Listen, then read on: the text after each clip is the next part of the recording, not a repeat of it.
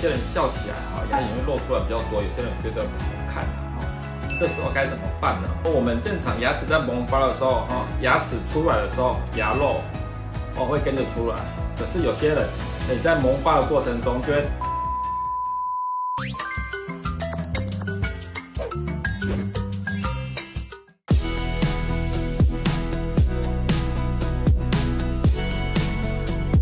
保牙、保龈、保笑容，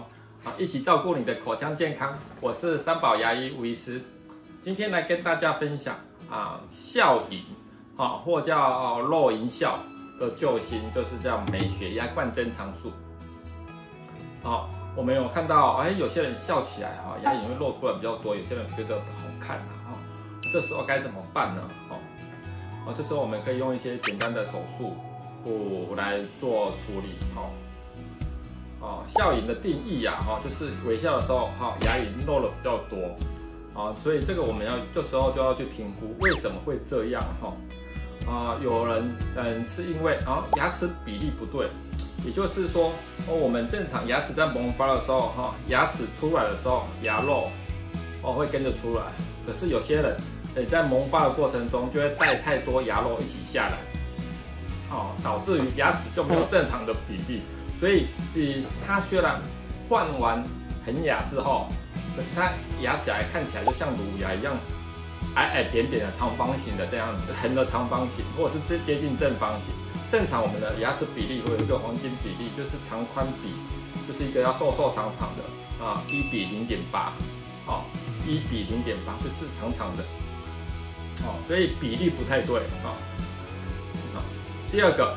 有可能是笑的时候，你的上唇会动得太多，会往上提太多，有时候它这边的撅角肌会拉得特别高所以我们就要用另外一个术式所以不同的原因要做不同的方式这个就是牙齿比例是 OK 的，可是就是好像上唇动得太多。第三种就是上颚骨往下长得太多像这个隐形就是这样子上颚骨真的长很多，但比例也不对然后上颚骨也不对，这时候这个有时候我们就是要进入到正颚手术，把整个上颚骨整个往上放再搭配来做可能效果会比较好一点所以我们今天主要讲的美学牙冠增长术，主要是用在这种长宽比例不对就是牙起来看起来扁扁小小的，那我们做完把牙肉修掉之后就可以获得比较漂亮的笑容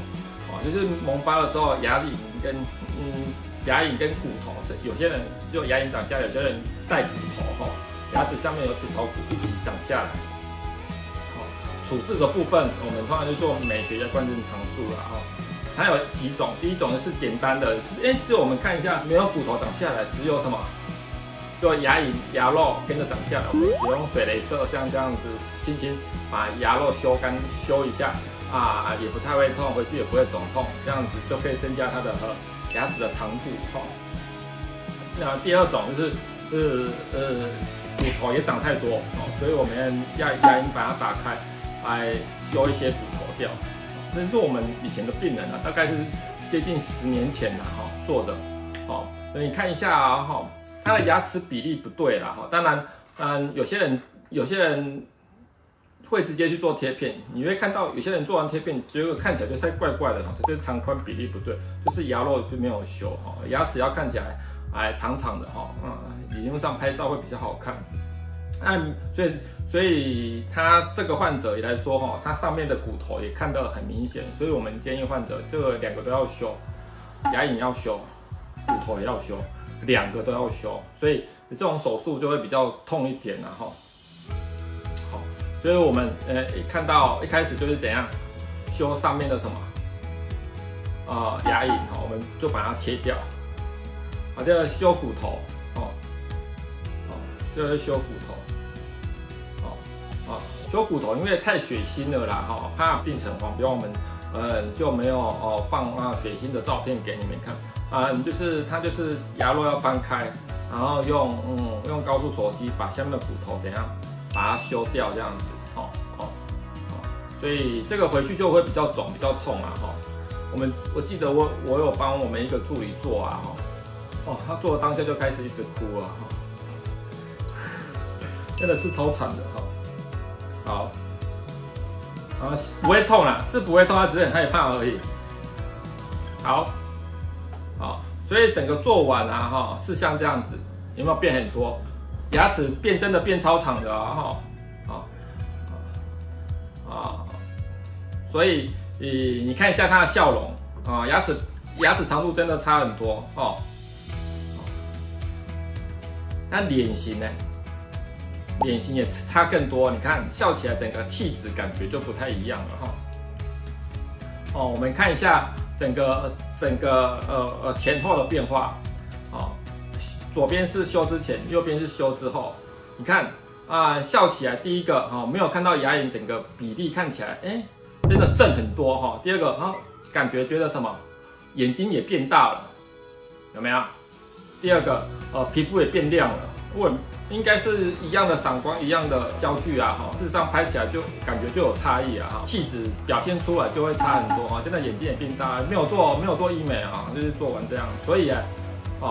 所以我们发现就是微笑是最美的妆容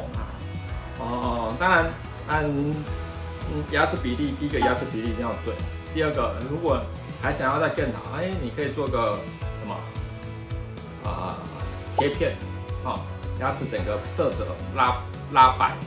做美白做贴片当然这个患者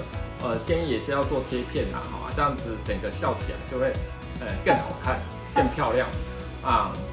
当然每个人需求不一样，可是最重要的，你把牙龈位置调好之后，事实上气质就会差很多实际上临床上真的是遇到蛮多的当然如果你有朋友或者是本身有这种问题的话